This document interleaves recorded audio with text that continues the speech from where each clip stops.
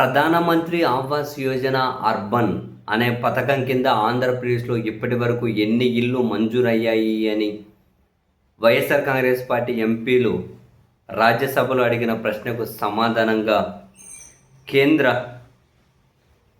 గృహ పట్టణ వ్యవహారాల శాఖ సహాయ మంత్రి తోకన్ సాహు చెప్పిన సమాధానం ప్రకారం ఆంధ్రప్రదేశ్లో ఈ పథకం అమలైన దగ్గర నుంచి అంటే 2015 నుండి ఈ పథకం అమలైన దగ్గర నుంచి ఇప్పటి వరకు 19,67,971 ఇల్లు మంజూరైతే అంటే 19,67,971 ఇల్లు మంజూరయ్యాయి. ఇన్ని ఇల్లు మంజూరైతే ఇందులో అప్పుడు చంద్రబాబు నాయుడు గారి పీరియడ్ ఉన్న 2019 వరకు ఏమో 4,91,000 ఇల్లు మంజూరయ్యాయి. అండ్ ఇప్పుడు 2024-27 అంటే ఈ సంవత్సరం 27 అంటే 26 ఈ ఆర్థిక సంవత్సరం ఇప్పటి వరకు చూసి చెప్పారు. ఇప్పటి వరకు ఏమో ఈ 2 ఏళ్లలో అనుకోండి 61,000 ఇల్లు మంజూరయ్యాయి.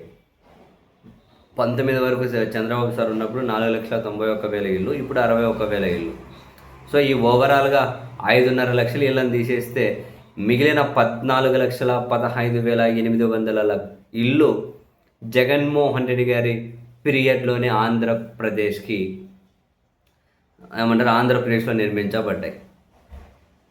చంద్రబాబు సార్ ఉన్న ఈ 7 ఏళ్ల పీరియడ్లో 5.5 లక్షల ఇల్లు, జగన్ గారు ఉన్న అప్పుడు 5 ఏళ్ల పీరియడ్లోనే 14 లక్షలకు పైగా ఇల్లు, 14.15 లక్షలు ఇల్లు మంజూరయ్యాయి. వాస్తవానికి రాష్ట్ర ప్రభుత్వ వాటా విడుదలలో జాప్యం, మౌలిక వసతుల కల్పనలో ఆలస్యం వల్ల ఈ పథకం వల్ల ఇబ్బందులు ఎదురవుతున్నాయి అని చెప్పి కూడా కేంద్ర మంత్రి తన సమాధానంలో అయితే చెప్పారు. మొత్తం మీద ప్రధానమంత్రి ఆవాస్ యోజన అర్బన్ అంటే పట్టణ పరిధిలో ఒక జగన్ పీరియడ్లోనే 14 లక్షలకు పైగా ఇల్లు నిర్మాణం జరిగిందట. ఇంకా గ్రామీణ ప్రాంతాల్లో కూడా ఎంతమందికి అప్పుడు జగన్మోహన్ రెడ్డి గారు ఇల్లు ఇచ్చారు. కూడు గూడు గుడ్డ ఇదేది అంటారు కదా, గూడు కూడు గుడ్డ అని.